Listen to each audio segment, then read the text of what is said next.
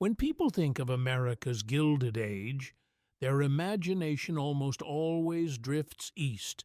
They picture Manhattan mansions, Vanderbilt ballrooms, Rockefeller towers of steel and oil, and old families whose wealth was stacked high along Fifth Avenue. The story we are taught is that power, money, and legacy all lived on the East Coast, while the West was merely a frontier waiting to catch up. But that story is incomplete, because while New York was busy showing off its wealth, something far quieter and far more permanent was happening 3,000 miles away. At the edge of the continent, beyond deserts, mountains, and endless miles of dust, a city was being built almost entirely from nothing. No ancient aristocracy, no inherited castles, no centuries-old institutions, only land, opportunity, and men and families willing to play a long game. In the late 19th century, Los Angeles was not the city we recognize today. It was a sun-baked pueblo of fewer than 100,000 people, isolated from the centers of power and finance that defined America's elite. There were no skyscrapers, no movie studios, no glamorous coastline lined with mansions. To most of the country, Los Angeles barely registered as a place worth remembering, and that was precisely why it mattered.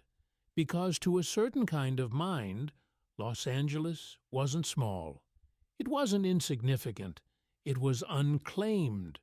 While the East was crowded with old names and rigid hierarchies, Southern California was a blank map, a place where fortunes could be built not by inheritance, but by vision, not by tradition, but by control, of land, of resources, of infrastructure. This was the other Gilded Age, one that didn't glitter in newspapers or society columns, one that unfolded slowly, quietly, and deliberately.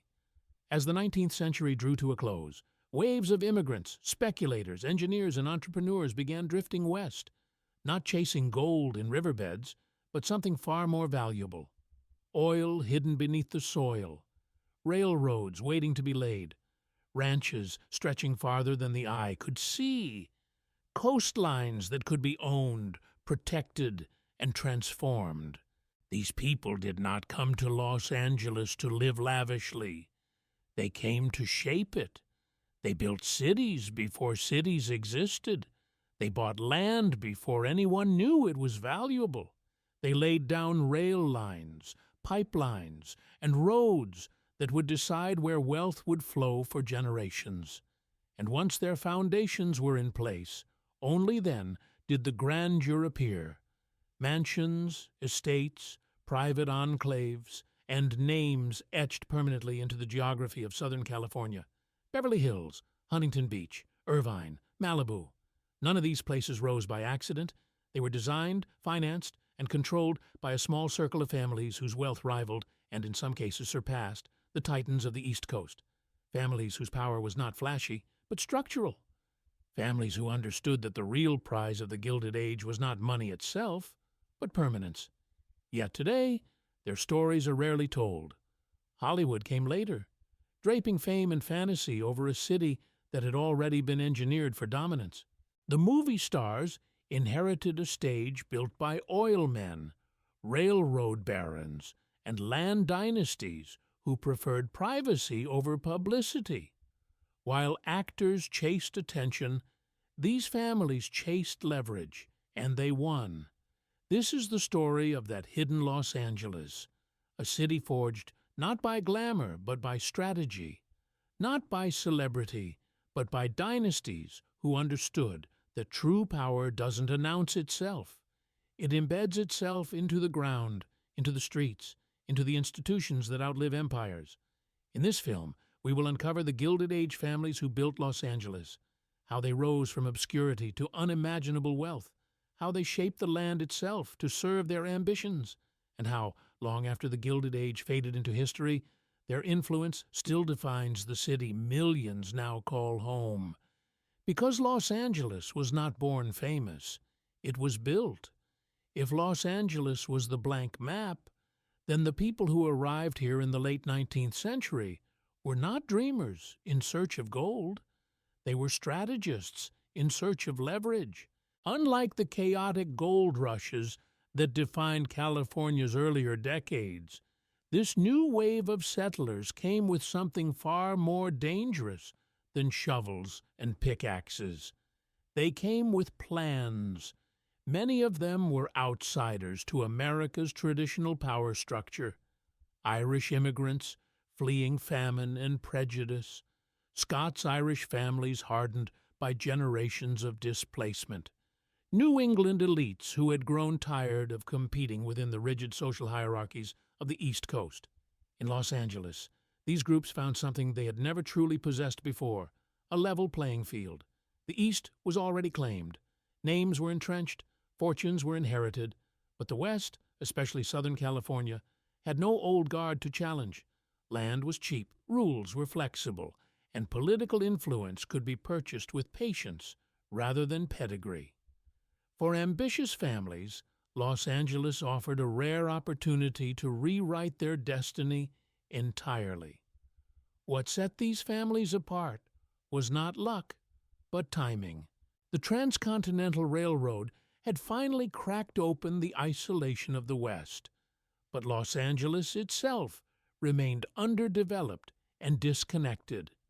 Water was scarce, infrastructure was primitive, entire regions lay untouched, waiting for someone bold enough to imagine what they could become. And these families did imagine it. They understood that the true wealth of the Gilded Age would not come from mining gold that could run dry, but from controlling systems that could never be replaced: railroads that dictated commerce, oil fields that powered industry, vast stretches of land that could be reshaped, subdivided, or preserved at will. Most Americans arriving in California chased opportunity one paycheck at a time. These families chased dominance decades into the future. They bought land not because it was profitable, but because it was ignored. They invested in oil not because it was glamorous, but because it was inevitable. They financed railroads not to move people, but to decide where cities would rise and where they would never exist at all. Los Angeles, at the turn of the century, was perfectly positioned for this kind of transformation. Its climate attracted settlers. Its geography invited expansion. Its lack of established power structures meant that influence could be built quietly, behind closed doors, long before the public ever noticed. And perhaps most importantly, Los Angeles rewarded restraint. Unlike the East Coast, where wealth was loudly displayed and endlessly scrutinized, Southern California allowed families to operate in relative obscurity. Fortunes could grow without headlines. Empires could be constructed without society columns tracking every move. Power here was not performative. It was invisible, and therefore far more durable. By the early 1900s, these families had already laid the foundations of modern Los Angeles, even though the city itself had not yet caught up to their vision. Rail lines cut through empty land. Oil rigs rose where neighborhoods would one day stand. Ranches stretched across valleys that would later become some of the most valuable real estate on Earth. The city that would eventually be associated with fame, excess, and illusion was, at its core, engineered by people who despised chaos and understood control. They did not build Los Angeles to be admired. They built it to endure. And among these quiet architects of the West, one figure would soon emerge, whose story embodied the American Gilded Age in its purest form: poverty, ambition, extraordinary wealth, and devastating consequence. A man who arrived in Los Angeles with nothing and left behind a legacy carved into the very foundations of the city. His name was Edward L. Doheny, and his discovery would change Los Angeles forever. Edward Lawrence Doheny did not look like a man destined to shape a city. When he arrived in Los Angeles in the 1890s, he carried no pedigree, no political connections, and no inherited wealth. He was an Irish immigrant, hardened by years of failure, drifting from one opportunity to the next with little more than stubborn ambition and a refusal to disappear. Born into poverty, Doheny had already tried and failed at nearly every version of the American dream. He chased silver in New Mexico. He worked as a prospector, a miner, a laborer. Each venture promised escape from obscurity. Each one ended the same way: disappointment. By the time he reached Southern California, he was nearly broke, approaching middle age and running out of chances. Los Angeles at the time was not known for oil. The city was still a dusty outpost, growing slowly, uncertain of its future. But beneath its hills and swamps lay something no one fully understood yet: a vast reserve of petroleum that would soon power the modern world. While others saw unremarkable land, Doheny saw possibility. In 1892, working with little more than hand tools and intuition, he drilled his first successful well near what is now Echo Park. The discovery was modest by later standards, but it was revolutionary for Los Angeles. Oil surged from the ground in quantities large enough to attract attention, investment, and competition. Almost overnight, the city's future shifted. Doheny moved quickly. He understood that oil was not just a commodity, it was leverage. He secured leases, bought land, and expanded drilling operations while others hesitated.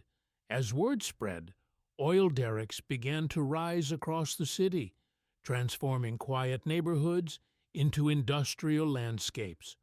Los Angeles was no longer just a place to settle. It was a place to extract wealth. Within a decade, Doheny's fortune exploded. His oil fields multiplied. His influence grew. He was no longer the struggling immigrant chasing opportunity. He was one of the most powerful men in Southern California. And unlike many of his contemporaries, Doheny did not seek attention. He preferred control. His success reshaped Los Angeles in ways few could have imagined. Oil revenues funded infrastructure. Streets were paved. Industries expanded. Entire communities sprang up around drilling sites. The city's rapid growth at the turn of the century was fueled, quite literally, by Doheny's wells. But with that growth came tension. Oil drilling brought wealth, but also noise, pollution, and danger. Neighborhoods that would one day be considered prime real estate were, for a time, dominated by smoke, machinery, and the relentless churn of industry. Doheny accepted this without hesitation. Progress, in his view, demanded sacrifice. By the early 1900s, Edward Doheny was no longer just a local success story. He had become a symbol of the West's promise, a man who arrived with nothing and bent the land itself to his will. His fortune rivaled the great oil barons of the East, yet his power was rooted firmly in Los Angeles. Still, this was only the beginning, because Doheny's ambitions would soon outgrow the city that made him rich. His reach would extend beyond California, beyond American borders, and into the highest levels of political power. And with that expansion would come consequences, scandals, betrayals, and tragedies that would haunt his family and stain his legacy forever. For now, Los Angeles celebrated its oil king, but the price of that celebration had not yet been paid. By the time Edward Doheny had secured his place as Los Angeles's oil king, he was already thinking far beyond the city that had made him rich. Southern California was only the foundation. The real prize lay elsewhere. In regions where oil flowed more freely, regulations were weaker, and political influence could determine the fate of entire nations. At the turn of the 20th century, the global demand for oil was exploding. Ships, factories, automobiles, and militaries all depended on petroleum. Doheny understood this shift earlier than most. He knew that to remain powerful, he could not remain local. So he looked south. Mexico at the time was one of the most oil-rich territories in the world. Vast reserves lay untapped beneath its soil, and the government, eager for development, welcomed foreign capital. Doheny moved in with precision. He acquired enormous concessions, built drilling operations at a scale few had attempted, and soon controlled some of the most productive oil fields on the planet. The wealth that followed was staggering.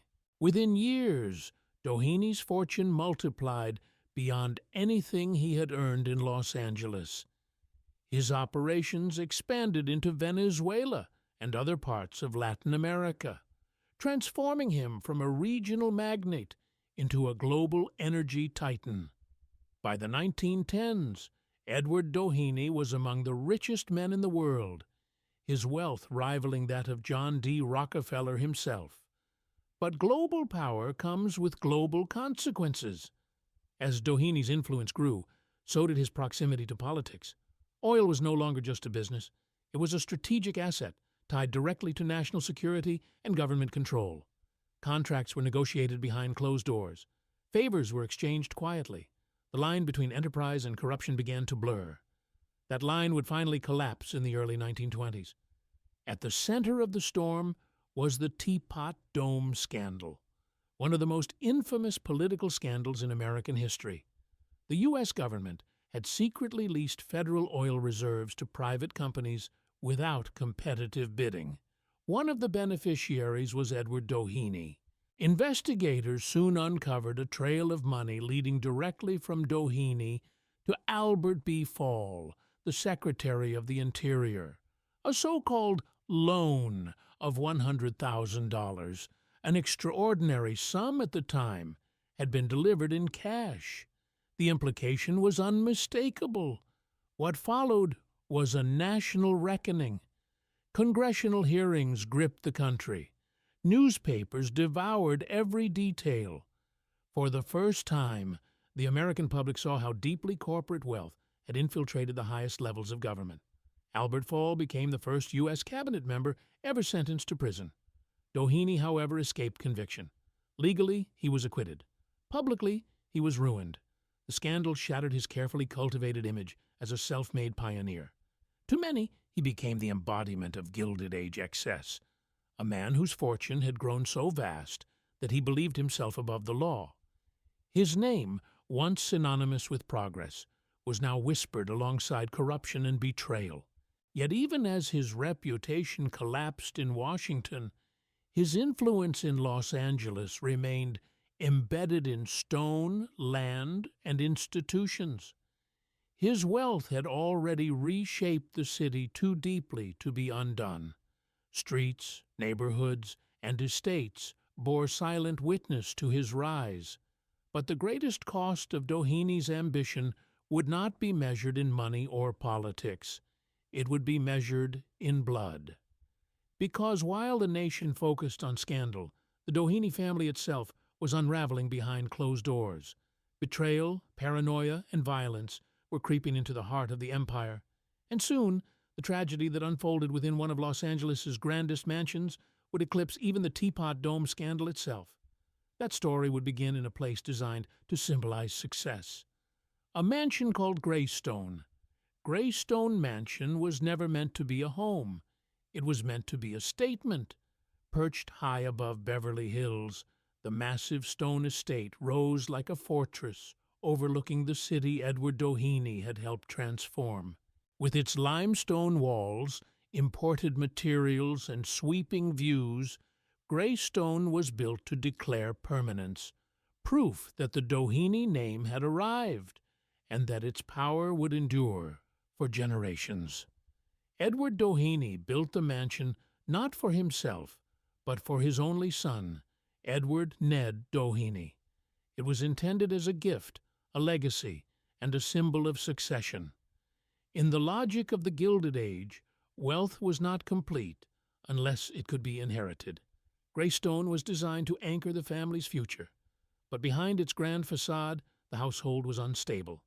Ned Doheny had grown up surrounded by privilege, yet burdened by expectations few could escape. He lived in the shadow of his father's empire and under the pressure of a name already stained by scandal. As the Teapot Dome investigation intensified, the Doheny family retreated inward, isolating themselves from a world that had turned hostile. Inside Greystone, tension thickened. On the night of February 16, 1929, the illusion of stability collapsed entirely. Ned Doheny was found dead in a guest bedroom, shot at close range. Beside him lay his longtime friend and secretary, Hugh Plunkett, also dead. Authorities quickly ruled the incident a murder-suicide, claiming Plunkett had killed Ned, before turning the gun on himself. But from the very beginning, the story didn't make sense. Questions piled up. Witness statements conflicted. Physical evidence was incomplete. Motives were unclear. The speed with which the case was closed raised suspicions that powerful interests were eager to bury the truth. In a city already shaped by oil money and political influence, few believed coincidence played any role. For Edward Doheny, the tragedy was devastating. He had survived poverty, built a global empire, and endured national scandal. But the death of his son shattered what remained of his resolve.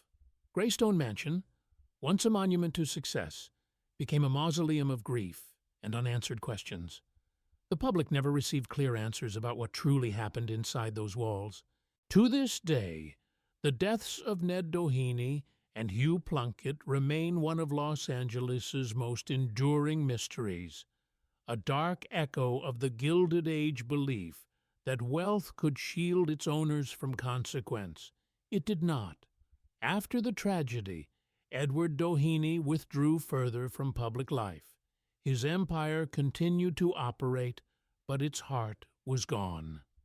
The dream of dynastic succession had ended in a single night of violence, leaving behind only speculation, silence, and stone. Greystone Mansion would eventually pass out of the family's hands, becoming a symbol not of triumph, but of the price paid for unchecked ambition.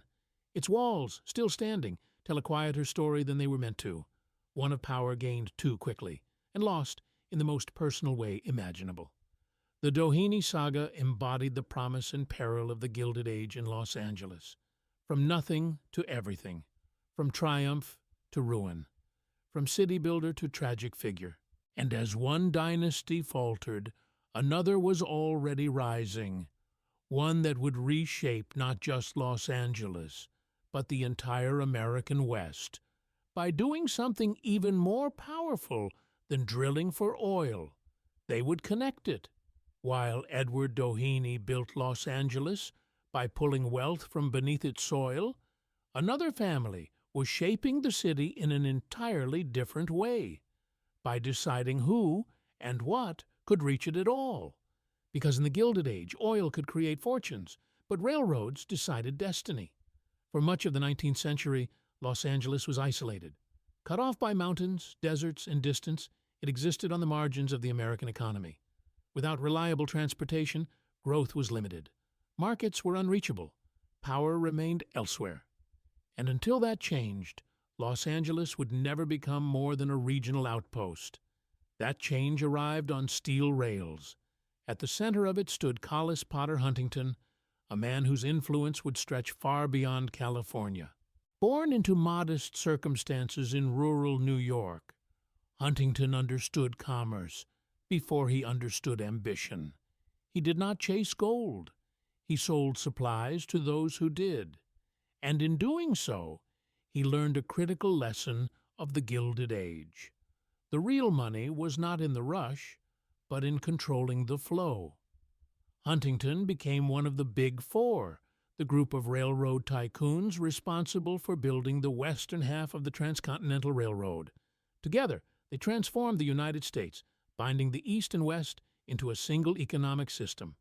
But for Los Angeles, Huntington's most important contribution came later, through the Southern Pacific Railroad. The arrival of Southern Pacific lines changed everything. Suddenly, Los Angeles was no longer distant or inconvenient. Goods could move, people could arrive, capital could flow. Railroads determined which towns would thrive and which would wither, and Huntington ensured that Los Angeles would not be left behind. But this power came at a price. Railroads in the Gilded Age were not merely transportation companies. They were political machines. They influenced elections, dictated land values, and shaped legislation to suit their interests. Huntington was infamous for his ruthless tactics, using bribes, legal pressure, and strategic delays to eliminate competition and secure monopolies. To critics, he was a symbol of corporate tyranny. To supporters, he was a visionary who understood that progress required force. Los Angeles benefited enormously from this iron grip. Rail access attracted investors, settlers, and industries eager to escape the congestion and hierarchy of the East. Agricultural products flowed outward. Manufactured goods flowed in. The city's population surged, its economy diversified, and its importance skyrocketed. Yet Huntington's control also revealed a deeper truth about the Gilded Age. Infrastructure was power. Whoever owned the rails owned the future. By the time Huntington's influence peaked, Los Angeles had crossed a threshold. It was no longer a remote frontier town. It was a node in a national and global network of trade. The city could now sustain oil empires, real estate dynasties, and industrial expansion on a scale previously impossible. Still, the Huntington story did not end with tracks and locomotives, because while Collis Huntington built railroads, his legacy in Southern California would be cemented by a man who understood that wealth alone was not enough. To last, power needed culture. It needed institutions. It needed something that money itself could not easily buy.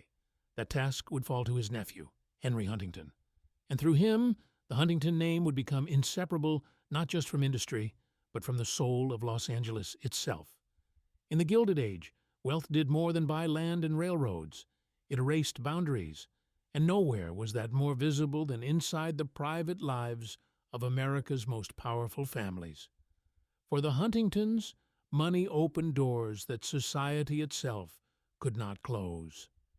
At the center of the family's most infamous chapter stood Arabella Huntington, a woman whose rise through America's elite defied every social convention of her time. Born into poverty, Arabella began life far from ballrooms and boardrooms, but she possessed something the Gilded Age valued almost as much as wealth itself: access. She first entered the Huntington orbit as the mistress of Collis P. Huntington. In an era that publicly preached morality while privately indulging excess, their relationship was an open secret.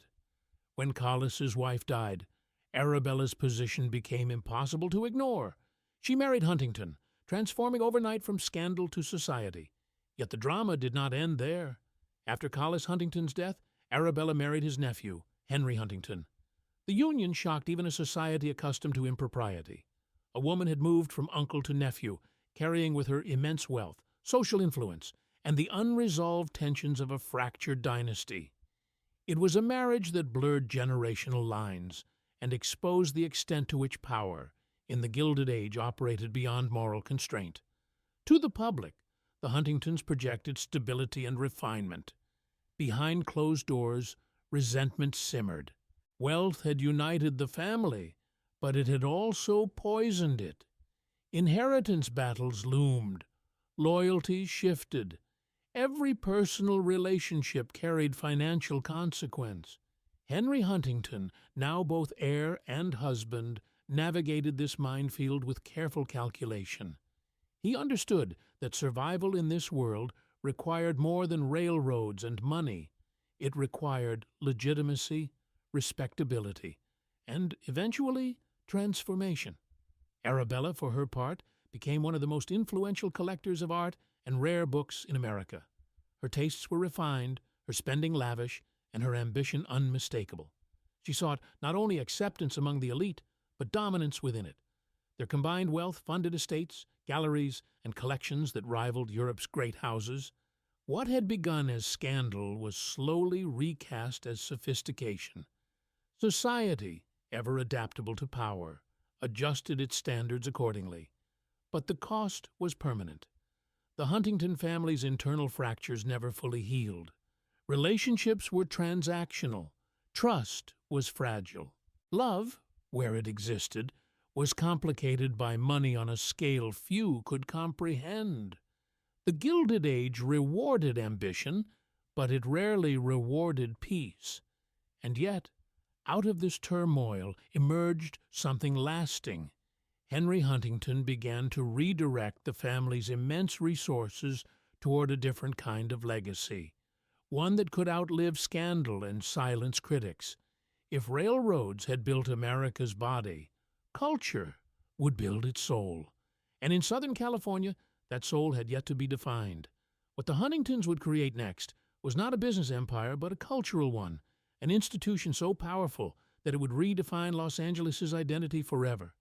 The age of steel and scandal was giving way to something more subtle, an age of art, knowledge, and carefully curated immortality. Henry Huntington understood something his predecessors never fully grasped. Railroads could create wealth, and oil could reshape cities, but neither could guarantee immortality. Money alone was fragile. It rose and fell with markets, scandals, and generations. If the Huntington name was to endure, it needed to be anchored to something more permanent than industry. It needed culture. As Los Angeles surged into the 20th century, it lacked what older cities took for granted. There were no great libraries, no world-class museums, no institutions that signaled intellectual authority. To Eastern elites, Southern California still felt unfinished, profitable perhaps, but shallow. Huntington saw an opportunity in that absence. Using his immense fortune, he began acquiring what money could buy at the highest level: rare manuscripts, Renaissance paintings, English portraits, classical sculpture, and some of the most valuable books in existence. His purchases were deliberate. He was not collecting for decoration. He was assembling legitimacy. At his estate in San Marino, Huntington built something unprecedented for the West. The grounds expanded into vast botanical gardens, meticulously designed to reflect order, permanence, and refinement. Within its walls, he housed a library and art collection that rivaled the greatest private institutions of Europe. This was not philanthropy in the modern sense. It was strategy. By transforming his private estate into a center of scholarship and culture, Huntington redefined Los Angeles' relationship with power. Scholars traveled west to access materials once reserved for East Coast elites. Artists and intellectuals followed. What had been dismissed as a frontier city began to command respect. The Huntington Library became a silent authority. It did not advertise itself with spectacle. It asserted dominance through depth, through knowledge, preservation, and exclusivity. In doing so, it reshaped how Los Angeles was perceived, both nationally and internationally. For Huntington, this cultural empire also served another purpose. It laundered reputation. The scandals, excesses, and ruthless tactics of the railroad era faded into the background, replaced by images of education, refinement, and public benefit. Power, once hard and confrontational, became soft and unassailable. Critics could attack monopolies, but they hesitated to challenge libraries and museums, and the city absorbed the lesson. Los Angeles learned that influence did not need to shout. It could whisper through institutions that outlived their founders. Culture became infrastructure, just as critical as railroads and oil fields. It shaped values, attracted talent, and established hierarchy without force.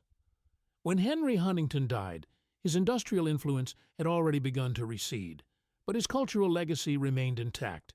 The Huntington Library, Art Museum, and Botanical Gardens would continue to define Southern California's intellectual landscape long after the Gilded Age itself had faded. The Huntington family had completed its transformation, from builders of rails to architects of memory. And as their story settled into permanence, another family was already applying these lessons to a different form of power altogether. They would not drill for oil or lay tracks across deserts. Instead, they would claim something even more enduring, land itself. While oil barons drilled into the earth and railroad tycoons carved paths across it, the Irvine family pursued a quieter, more patient form of power. They did not rush. They did not speculate wildly. Instead, they acquired something far more dangerous in the long run: control over land on a scale few could comprehend. In the late 19th century, James Irvine and his descendants came to own more than 100,000 acres in what is now Orange County. At the time, the land seemed unremarkable. It was used for ranching, agriculture, and little else. To most Americans, it was peripheral, useful perhaps, but hardly transformative. The Irvines saw it differently. They understood that land was not valuable because of what it was, but because of what it could become. And unlike their contemporaries, they refused to sell. While others fragmented their holdings to generate quick profit, the Irvine family consolidated power by doing the opposite. They held. For decades, the Irvine Ranch remained largely intact, shielded from speculation and uncontrolled growth. The family operated with a discipline that bordered on obsession. Every lease, every road, every crop was carefully managed. Growth was permitted only when it served a long-term vision. This approach baffled critics. Why sit on so much land when fortunes could be made selling it off? The answer was simple. The Irvines were not building wealth for a generation. They were designing a future. As Southern California expanded, pressure mounted. Cities crept closer. Demand surged. And still, the Irvine Ranch remained unified. By the mid-20th century, what had once seemed like barren territory had become some of the most strategically valuable real estate in the state. At that moment, the Irvine family made its move. Instead of allowing Orange County to develop chaotically, they imposed order. The Irvine Company was formed to manage the land as a single, integrated entity. Residential areas, commercial centers, schools, and infrastructure were planned together, not as independent projects, but as parts of a machine. This was not real estate speculation. It was urban engineering. The family's control over land allowed them to dictate the terms of development. They decided where roads would go, where communities would form, and which industries would be allowed to settle. Power flowed not from oil wells or rail lines, but from ownership so complete that alternatives simply did not exist. Los Angeles grew outward. Orange County emerged beside it, not accidentally, but by design. The Irvine strategy represented a new evolution of Gilded Age thinking. Wealth no longer needed to dominate through force or visibility. It could dominate through planning, restraint, and patience. The land itself became an instrument of control. By the time the world noticed what the Irvines had built, it was already too late to challenge it. The future of an entire region had been quietly mapped decades earlier. And at the center of that map was a radical idea for its time, one that would redefine what a city could be. A city not allowed to grow randomly, a city designed from the ground up. That city would soon bear the family's name. The city of Irvine was never meant to feel organic. It was not designed to evolve naturally over time, shaped by chance or convenience. It was engineered, carefully, deliberately, and without apology.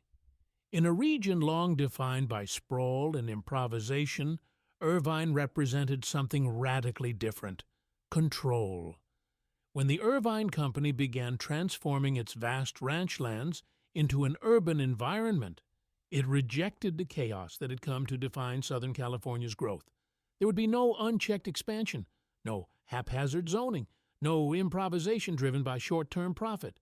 Every decision would serve a singular vision. That vision placed structure above spectacle. Residential neighborhoods were separated from commercial centers, yet connected seamlessly by wide roads and green corridors. Schools were not added as an afterthought. They were anchors around which communities formed. Parks, open space, and uniform architecture enforced a sense of order that felt almost foreign to the rest of Los Angeles.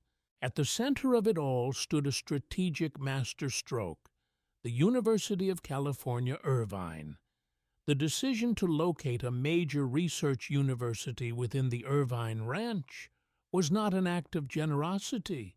It was leverage.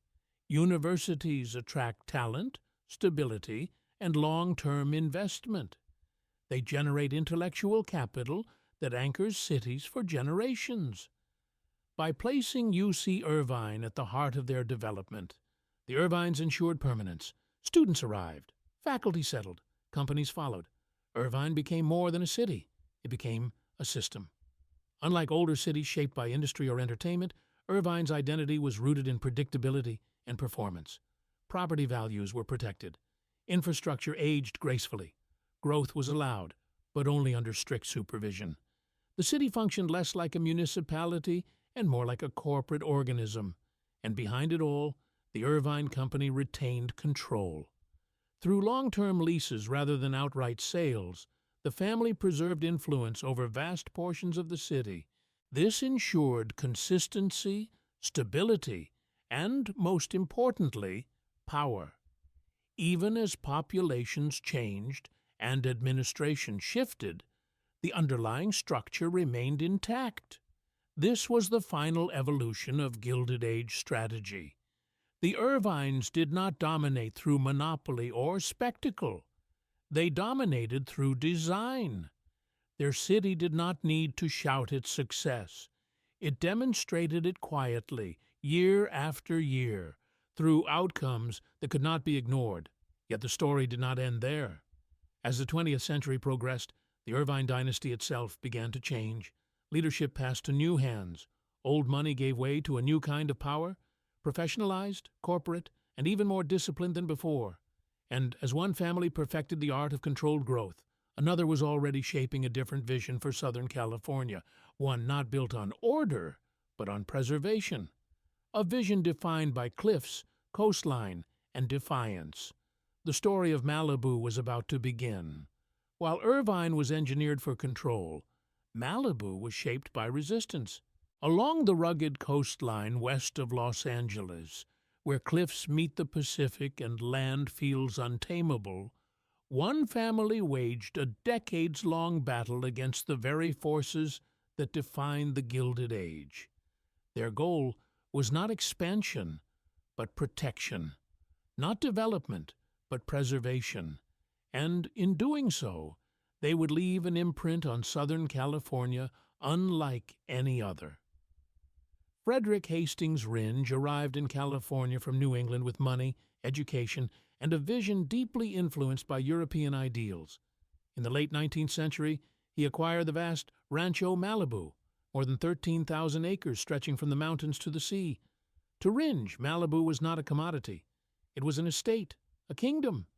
He set about transforming it with precision. Roads were built, water systems were engineered, agriculture flourished. The land was shaped carefully, not to attract settlers, but to sustain autonomy. Malibu was meant to exist apart from Los Angeles, shielded from intrusion and speculation. But the Gilded Age did not tolerate isolation. Railroad companies eyed Malibu as a strategic coastal route. Developers saw opportunity in its untouched beaches. Government officials pushed for access. Lawsuits followed. Threats mounted. Frederick Rindge fought them all, determined to keep Malibu intact. When he died, the battle passed to his wife, Rhoda May Rindge. In an era when women were rarely entrusted with power, Rhoda became one of the most formidable landowners in America. She fought railroads in court, confronted politicians, and defied developers who believed the land was theirs for the taking. Newspapers dubbed her the Queen of Malibu, not as a compliment, but as a warning. Rhoda understood something fundamental. If Malibu were opened too quickly, it would be consumed. Roads would invite sprawl. Rail lines would fracture the land. Control, once lost, could never be regained. For years, she held them off. But pressure is relentless. Legal costs mounted. The state eventually forced the construction of the Pacific Coast Highway, slicing through the heart of the Rindge estate. Malibu could no longer remain isolated. The kingdom was breached. Yet even in defeat, the Rindges shaped Malibu's future. Instead of surrendering the land to indiscriminate development, they guided its transformation. Portions were sold selectively. Cultural enclaves emerged. The Malibu movie colony was born, attracting writers, artists, and filmmakers who valued privacy as much as beauty. Later, institutions like Pepperdine University would anchor the area with purpose rather than chaos. Malibu became what it is today, not by accident, but by defiance. The Rindges proved that power in Southern California did not always mean exploitation. Sometimes it meant restraint. Their legacy lived on in preserved coastlines, protected canyons, and a version of Malibu that resisted becoming just another suburb of Los Angeles. It was a different kind of victory. And as the 20th century marched forward, the influence of the Gilded Age families began to fade from public memory, but not from the land itself. Their cities stood, their institutions endured. Their decisions continued to shape lives long after their names were forgotten. All that remained was to ask a final question. What exactly did they leave behind? By the time the 20th century reached its midpoint, the Gilded Age had officially ended. The robber barons were gone. The scandals had faded from headlines. New money, new industries, and new faces took center stage. To the casual observer, it seemed as though the era that built Los Angeles had passed into history. But cities do not forget so easily. Los Angeles today appears defined by celebrity, entertainment, and illusion. Hollywood signs the skyline. Movie premieres dominate the culture. Fame feels like the city's currency. Yet beneath that surface lies a far older framework, one constructed long before cameras arrived. Oil determined where neighborhoods first emerged. Railroads dictated which towns survived. Land dynasties decided how entire regions would grow, or be protected from growth entirely. Cultural institutions granted legitimacy to a city once dismissed as shallow and temporary. None of this happened by chance. The Gilded Age families who built Los Angeles understood a truth that still governs power today. The most enduring influence is invisible. It does not announce itself. It embeds itself into infrastructure, into zoning laws, into universities, libraries, highways, and coastlines. Edward Doheny's oil fields fueled a city's rise, even as his family paid a devastating personal price. The Huntington stitched Los Angeles into the national economy, then anchored its soul in art and knowledge. The Irvines proved that land, held patiently and planned ruthlessly, could outlast any boom or bust. The Ringes showed that sometimes the greatest act of power is refusal, the decision to protect rather than exploit. Together, these families did not simply make money in Los Angeles, they designed it. They decided where people would live, how they would travel, what they would value, and which futures were possible. Their choices shaped generations who would never know their names, yet live daily within the consequences of their decisions. Hollywood may have given Los Angeles its mythology, but the Gilded Age gave it its skeleton, and that skeleton still stands. Every freeway cutting through a former ranch, every coastal enclave shielded from overdevelopment, every institution that lends the city intellectual weight. These are the quiet monuments of an era obsessed with permanence. The irony is unavoidable. The families who wielded the greatest power in Los Angeles sought anonymity, not attention. They built legacies meant to function without recognition. And in doing so, they succeeded so completely that history nearly forgot them. Nearly.